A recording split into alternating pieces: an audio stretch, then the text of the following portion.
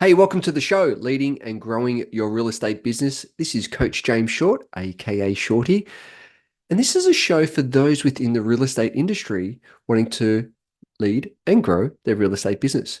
It's a series of interviews that we conduct for those within the industry. So we're finding out what those leaders are within the industry, what makes them tick, what's their story, what are their strategies, and how to become the leaders and the growers within the industry. But also, it's an interview series with those outside of the industry. I'm always a big believer of looking at a whole different part of the pie rather than just focusing on one part of the pie. Because what it does, it allows you to have a different perspective, allows you to get snippets or golden nuggets from those outside of the industry that can look in the industry and go, there's a different perspective.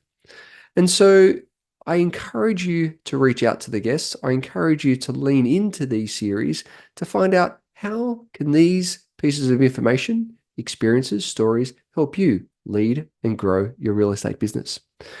Hi, and welcome back to another edition. And we are very fortunate, very excited. Oh, this next guest is going to be huge. I know because she's amazing at what she does. She's a mover and shaker, Ella Legg. She is the owner of content agency The Story Was. Ella helps businesses and executives articulate their value and to communicate their value with confidence and clarity. She does this through content coaching, content strategy, and content production for success-minded businesses. Oh, I'm excited to have her on the show today. Ella, welcome, welcome, welcome. Thank you, James. It's fantastic to be here today. It's a great opportunity. Now, how long have we known each other? Like this has been we've been a while, hasn't it? Gosh, Decades? yeah, 20 years. Several children later? Yeah. Yeah, I think we met in a business networking context. Yeah. And as we came to know each other, I used your services, got to know you better, and then you've become a valuable referral source for me. And I've worked with a number of your clients in the content strategy and content production space, and of course, awards. Yes, definitely. And you know what? It was quite an interesting, over the years, I caught up with an old client just the other week and I said, what's been and we're elicitating some of his values who's on the next chapter of life. And I said, what's been one of your highlights when you're growing your business that you're now not involved day to day? He goes, winning those awards. I was Really? like, I was like, wow, that's huge. And you are just such a pivotal part of that process of helping them to win those awards through your articulation and bring all those words together in the submission. It was absolutely phenomenal. I was like, I have to pass that message on. So we'll do it live. We'll do it on the podcast. So thank Thank you. you. It's huge, I huge. love to see business thrive. I absolutely love it when they have that huge moment up on the stage celebrating their success, and they've taken the time, they've invested the energy in working out what it is that is so compelling and powerful about their businesses. And it is quite a process, but it is definitely well worth the investment of time and energy. That's certainly, what your contact has found. Yeah, fantastic. And so if we think about today of what we're going to be Mm. looking at, why should the listeners tune in? Why should they stay to the end? What are we going to uncover and what are we going to unpack today? We will be unpacking the some valuable tips and tricks into why and the how and the what of award submissions. So what is involved, what processes companies should be taking to engage with the award submission process, as well as some valuable do's and don'ts along the way. Oh, perfect. Because in the lovely real estate industry, there are a bunch of different awards out there, and I see it time and time again. One, it's usually a lot of the time the same people winning the same awards.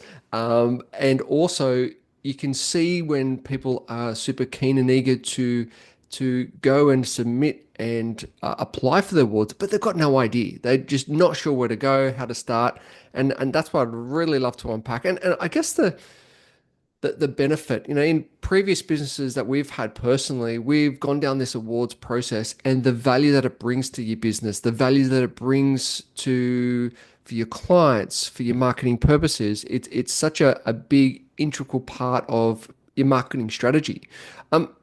Share with us that journey though of your story of how you've got to where you are, because you've been doing this for a little while now, and with your content and creation and the agency. Share us with your story and how you've got to for up to today. Sure. Well, I started life as a consumer electronics tech journalist in the B2B space. So my role a few decades ago now was I traveled the world with some of the biggest tech execs from the companies such as your Sonys, your Samsungs, your LG Electronics, Panasonic back then. And my role was to hear their visions for their technologies and their businesses that they would be articulating to the retail trade. And so my job was to interpret that vision and communicate that vision back to the consumer electronics retailers in Australia. So I've seen the good, the bad, and the ugly of companies and their success in uh, what would you call it? Helping people to some companies could articulate their vision, and others, let's just say they were dead in the water from yeah. So it was, you could see the do's and don'ts. You could see what was it that companies were able to articulate to bring people along the journey with their brand, with their products, with their services. Hey guys, just a little side note here. How's it going? Are you on track this year? I know that sometimes this part of the year we can feel like we're in a bit of a grind, a bit of in the trenches. Are you on track from the original plans that you set out for the rest of this year? What I've realized is that between with this time of year, we get so distracted and we've got trying to chase so many shiny balls and go down so many rabbit holes. And that's why I created a program called the 90. It's a framework that actually allows you to achieve more in 90 days than ever before. Some of the feedback that we've got from some of the people that have used the process, the 90, is that they've achieved more in 90 days than the whole previous year. So if you'd like to have the tools, have the techniques, have the framework on the 90, so you and your team can achieve more in 90 days than ever before. What it does, and it impacts you of how to get clear, what you need to do, and who you need to be to show up in order to achieve the things you want to achieve over the next 90 days. Simply head over to jamesshort.com.au, click on join the waitlist, fill in your details, and one of the team members will be in touch and take you through the 90 framework. On with the show. Wow, fantastic. And so now with the awards, you would have seen very similar in that when you look at award submission and you look at some people try to articulate that and some people just don't. That's Um, right. That's right. let's unpack that a little bit more. Why do you think people get it wrong? What are some of the things that they get wrong when they what they're eager, they're keen, they want to do these awards, they want to have a go, but where do most people get it wrong when submitting their award details? Look, there are a number of things that people get wrong or they simply don't know. I wouldn't like to phrase it as wrong. It's just what you don't Yeah. know. So it is a time-consuming exercise it's vital to have the alignment of your executive team up front before you embark upon the process. So it is a very engaged process. Executive teams, individuals need to provide their time, their insight, and their data. A lot of organizations don't realize the amount of data that is needed to tell a story, whether that's the story of your business growth, the performance of your team, the success and failure of a particular marketing initiative, whatever that might be. So I help companies to find that data within their business. A lot of that data, they don't even know where to find it. And I unpack that data and extract that data by interviewing people from right across an organization. So you'd be surprised the amount of data and insight that can be drawn from your customer service team, your frontline operators, the person that picks up your phone, and obviously right through to the top end of town where you have the decision makers and the strategy setters within your business. So if you can work closely with me and collaboratively with me to unpack that data, to discover it, unpack it, articulate it, that's going to put you on the path to success. So it's time, it's data, and engagement of your team from all levels. Yeah, I think that data is so true. I remember judging the Australian Small Business Awards a couple of years ago, and you can really see those who have taken the time and collected the data compared to those who have just written feel good analogies of what they think and what they feel. It's well and good, but it's got to be backed up by the data because it's either yes or no. And I think that's a really key point. And a lot of business, I guess, don't know where the data lives. And I guess through your process, you can unpack of where that comes from and create that into a clear, constructive, concise words, I guess. That's absolutely right. And another place where people go wrong is they tend to be describing what their business has been doing that year. We're not looking for a flowery description that you've pulled off AI or whatnot. Um, it's it's so what you always. I spend a lot of my time working out the so what and making sure that that so what of an award response is relevant to the question. So you'd be surprised that when there's one line in an award submission, one question, that can be interpreted in 2 ways, 4 ways, 6 ways, 8 ways, 10 different ways, but they have to be ways that are relevant to that particular question. So we do Mm. spend a bit of time guiding and mentoring people through the process so that they know the relevant, timely, topical aspect of a particular question. So that's where a lot of the work is being done. And I often find that 60% of the award submission process is actually going deep into your organization. Find out what makes it tick. Find out what it's doing brilliantly versus the industry, for example, versus someone the same size, the same age, the same, growth trajectory level, for example.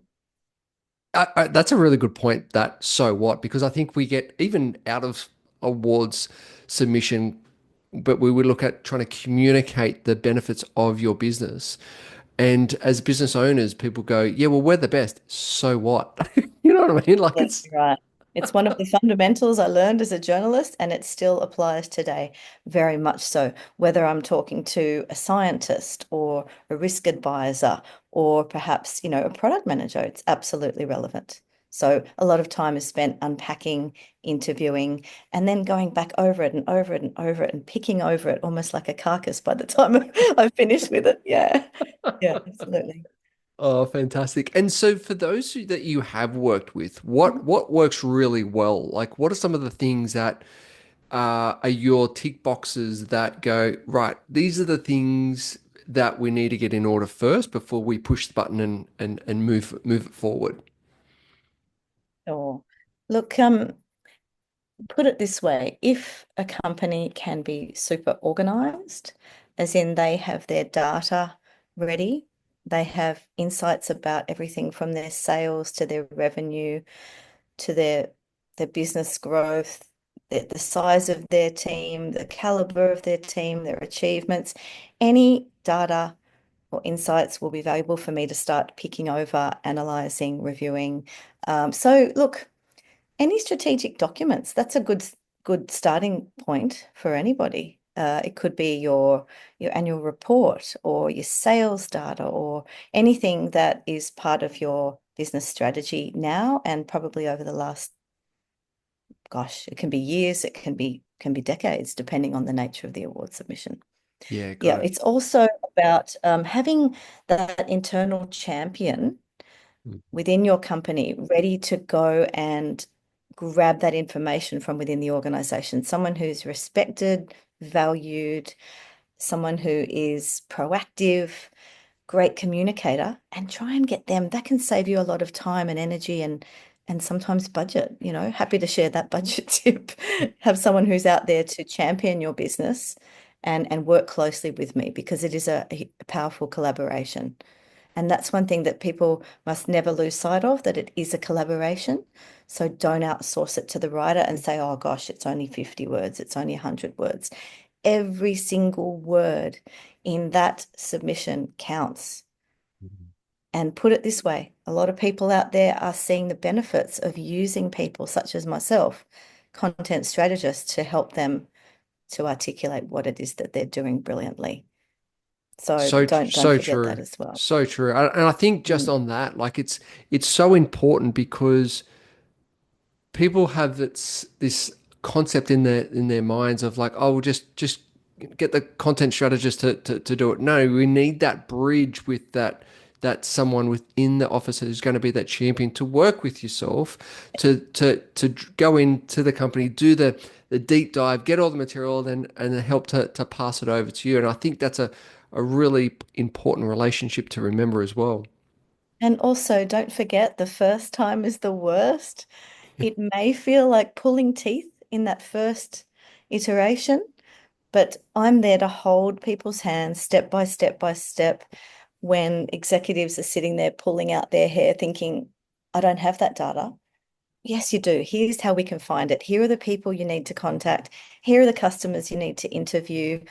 Here's where we can go through your, your annual reports or your submissions for customers or your capability documents, and we can find it together. We can find this valuable information. So I'm here to help, always here to help, always at the end of the phone line, or the email or the SMS or however people, executives like to work. I'm here to help. That's fantastic. So when people get this and they do it, they submit it. But what do they realize? Like, what are some of the aha moments when you've talked to your clients in relation to they've gone through this process and they've submitted, but they've also found out information that they may not be aware of that they can possibly use for other purposes. Has there been any instances like that? It's like, oh, wow, now we can use this or this for that. Has there been any instances like that? There have. There was one case where I'd been working with an organization for upwards of 3, maybe 4 years, writing their awards. And on about the third or fourth go, and they had won and received the finalist status on a number of occasions, they realized, and we realized collectively at about year 3 or 4, that they had developed an incredibly innovative product. But in the earlier years, it was semi-developed, it was partially developed, they'd gone to market, it was performing okay, but they'd done a lot of work refining the product and had achieved quite a lot of success in the market. So we were then able to position them for an innovation award, which they then went on to win, and were able to use the content from that innovation submission for their website, for blogs, for their EDMs. They realized that they had achieved a leading position in the marketplace, and they had this valuable content that they could then use over and over again, repurpose as part of their marketing material. So I do find that a lot of the content that's generated from an award submission is used over and over and over again. Not only that, in a sales context, once they have refined their messaging, they can much more confidently pitch to new customers to have those elevator moments where they can articulate their value. So it's a valuable exercise that keeps, what would you call it? It keeps giving. It's a gift that keeps on giving. That's so good because I think that's spot on because it opens up so many different opportunities and that it is because you I think it's really that reflection process, isn't it? Like when you actually stop and you reflect through some of the questions that are asked, it you got to actually take time to look at, well, what have we done over the last 12 months? What have we achieved? What is our growth? What is our projection? What are some of the initiatives that we have worked on? And I think that in itself, that review process really allows the owners and the executive team to take stock of what they've achieved, but then also what's coming up. Would that be fair to say? Absolutely right. And sometimes companies have undertaken some incredible initiatives when looked at collectively, it's a powerful strategy and it's a powerful vision, but they may not have ever articulated it in that way. They may not have thought of it in that way. That here's actually you've actually designed a service or a product or a solution for the market that you just couldn't see. You didn't know. You were doing all the things, but Yep. you didn't know just how brilliantly you were doing it. Yeah, And they're benchmarking against what the industry's doing. All of a sudden, they just realize they're doing well. They're doing more than okay in the market. that's fantastic. That's fantastic. Are there any other strategies, suggestions, or ideas that you could share with the listeners in relations to getting ready or submitting their awards process? Hmm. In terms of strategy, what would we have there? I think it would be get your team on board first. So make sure that you have the buy-in from your team. Make sure the second point would be make sure that you have allocated time to this. Thirdly, it would be time. And fourthly, it would be time. Love it. Love Because, it. yes, make sure that you set aside the time to complete this and to work closely with all the people within the different divisions of your business, whether it's IT or sales or marketing or customer service or customer experience, for example.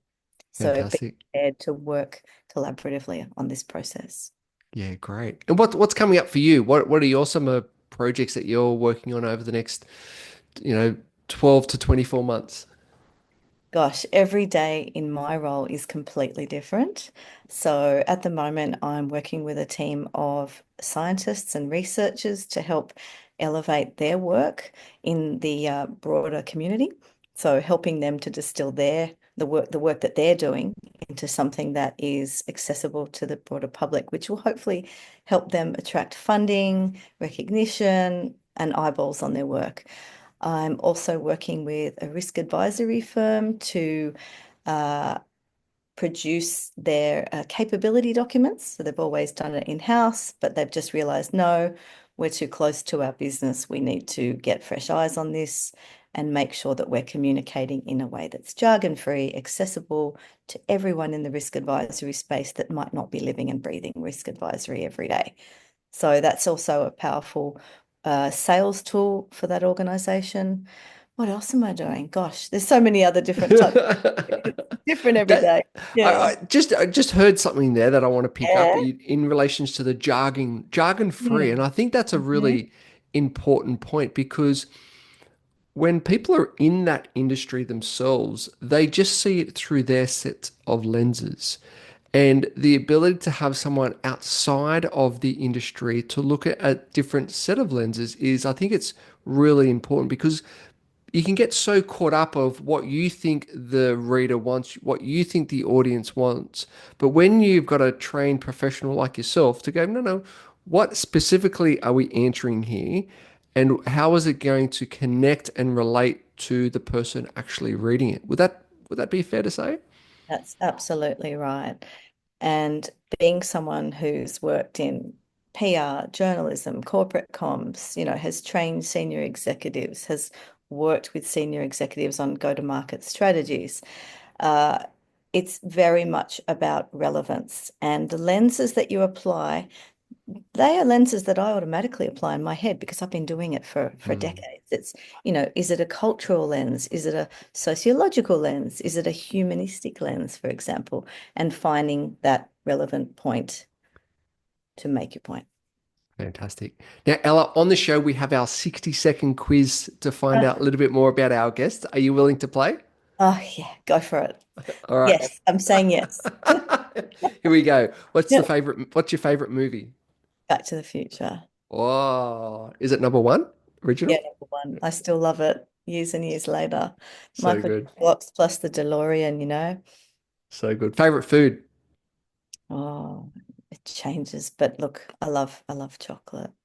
Fine, Nice. Favorite fine dark chocolate. Hmm. favorite holiday destination? The outback, outback Australia. I love the outback. Camping, adventuring, under the night sky, under the stars, sky full of stars. What's not to love about that? Beautiful. What's your morning routine? Gosh, it varies depending on, what my family's doing. But look, I love nothing more than a good strong coffee and a good read to start my day, and often a meditation if I can fit that in.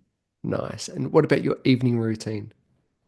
Oh, nothing beats. I love to read. I love to observe. It's typically a bit of a meditate before bed and a read and a nice cup of herbal tea. Nice. And do you have a most embarrassing moment? No, no, about that, James. Definitely can't talk about that. Got too many to mention in this life. I love it. Love it. All Yeah. right, cool. If you could choose five inspirational people to have dinner with, who would Mm, they be? They could be dead or alive. sure. Okay.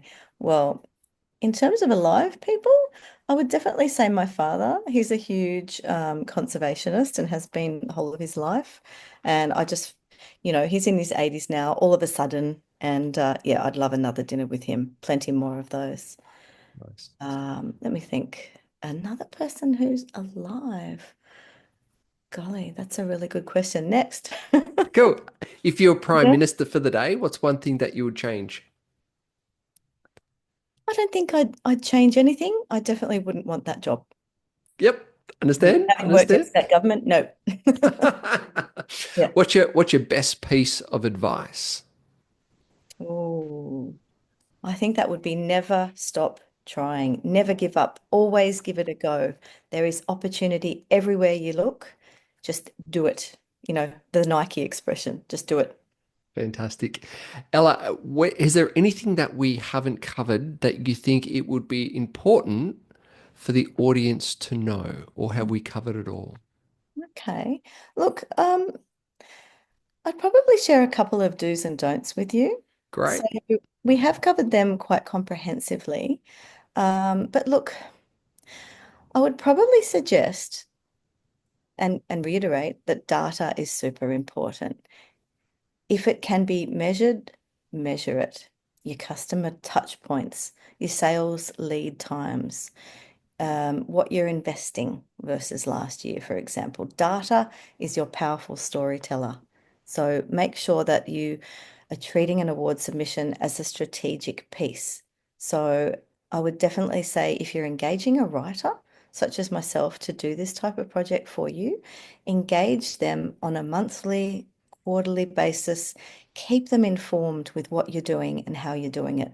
Because often when it comes to awards times, you're trying to distill 37 different strategies and tactics into a finite document with a finite word count. So if you can keep your writers informed, it will make your job a lot easier when it comes awards time. I would also suggest planning way in advance.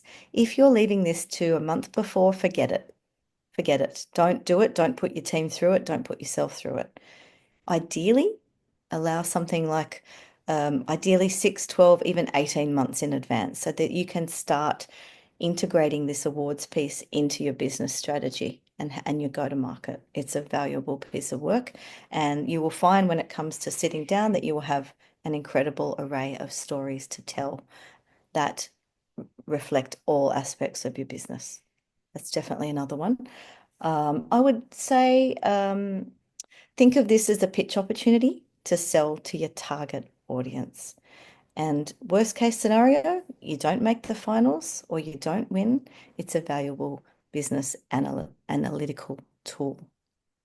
Fantastic. So Mm. true. So, Ella, where can the audience go to find out more, follow you, get in contact with you? Where are the best places?